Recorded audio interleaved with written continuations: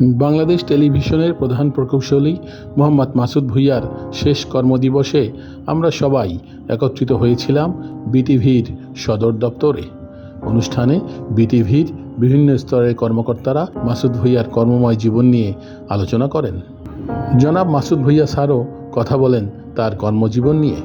এখানে ভালোই ছিলাম, আবার এক জায়গা থেকে আরেক জায়গায় আসলে সেখানে যে একটা অ্যাডাপ্টেশন, যে কালচারাল যে একটা সমস্যা থাকে, তার জন্য হয়তো একটু মনোমালিন্য হয়। হয়তো সেটা দীর্ঘদিন চাকরি করার পরে অনেকে হয়তো বুঝতে পারে যে না, আসলে জিনিসটা ঠিক না। তো এইভাবেই কাটছে এবং এই যে কত 1 বছর 7 মাস, 10 তারিখ জুনের 10 তারিখে জয়েন করেছিলাম 24 সালে, এখন 11 তারিখ, আজকে 1 বছর 7 মাস পাইনি। ভালোই ছিলাম। আবারও বলি যে ডিজি স্যার আসার পরে যে মানে যে উনি সকল শাখার প্রতি স্যারের যে অভিজ্ঞতা এবং সেটা সবাইকে একত্রিত করে নিয়ে কাজ করা, এটা স্যারের মানে অসাধারণ যে নেতৃত্ব এবং বিশেষ করে যে এই যে টেলিভিশন এবং বেতারের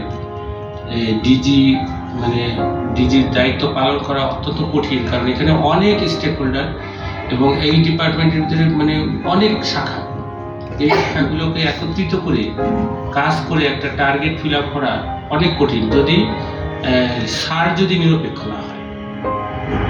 তো সেই দিক থেকে মানে বাকি যে জীবনটুকু আমি পার করেছি একমাত্র স্যারের নেতৃত্বের কারণেই ভালো মতো পার করতে পারছি। এটি আমার সবচেয়ে বড় পাওয়া। হ্যাঁ, যাই হোক, অনেকের সাথেই হয়তো সরাসরি কাজ করিনি, কিন্তু চোখে দেখা হয়েছে।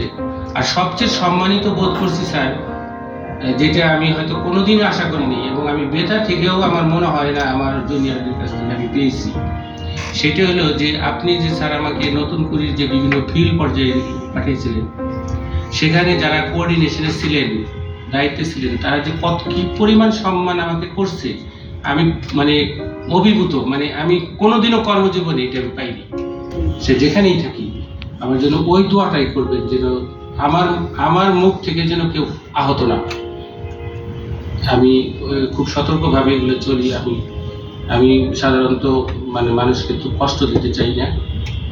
আমি মানে নিজে কষ্ট পাই, কিন্তু আমি কষ্ট দিতে চাই না। সবাইকে ধন্যবাদ স্যার। ধন্যবাদ স্যারকে। বাংলাদেশ টেলিভিশনের মহাপরিচালক মোহাম্মদ মাহবুবুল আলম বিটিভিতে মাসুদ ভূঁইয়ার কর্মজীবনের উপর আলোকপাত করেন। এটা বিদায় অনুষ্ঠান নয়, এটা হচ্ছে কর্মজীবনের একটি সফল একটি অধ্যায়ের সমাপ্তি অনুষ্ঠান। আরও জীবন সামনে আছে আল্লাহর রহমতে। যেরকম একজন লেখক বই লেখেন, একটি বই শেষ করতে হয়, তারপর আরেকটি বই, বা সিনেমার দিকে দেখে বা নাটকের দিকে সিকুয়েল হয়, অনেক কিছু হয়। এরকম জীবনটা কিন্তু এখন সিকুয়েলের মতো।